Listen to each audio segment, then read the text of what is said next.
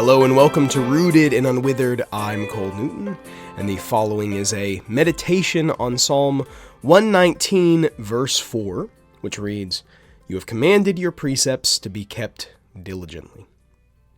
The psalmist has already pronounced to us that a defining quality of being blessed is keeping the Lord's testimonies, which are the revelations that he has made regarding himself.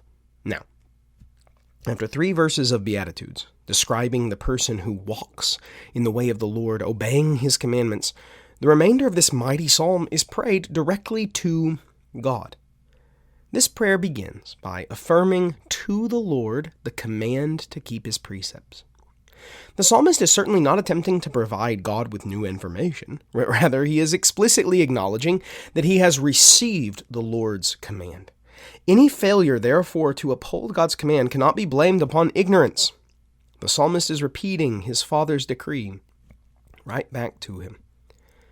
You have commanded your precepts to be kept diligently. But what are God's precepts? They are one of the many words used for the scriptures within this psalm. Precepts are God's good rules for our conduct. They are how Yahweh commands us to behave, and we are to keep them. The life of the godly is not dictated upon our own resolutions of personal development, but instead we submit to and keep diligently God's precepts. Or, placing verses 1 through 4 together, we can say that the blessed life is not found in self-actualization, but in obedience to the Creator. And this is not a secondary matter or an add-on to our ordinary lives. He has commanded his precepts to be kept diligently. We will not stumble into obedience. We must pursue it.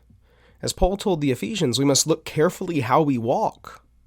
Like an athlete practices to compete, or a soldier trains for war, we must devote ourselves to keeping the commands of our God. Diligence should mark the life of God's people.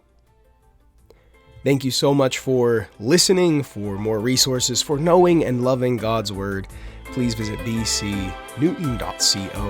And until next time, grace and peace.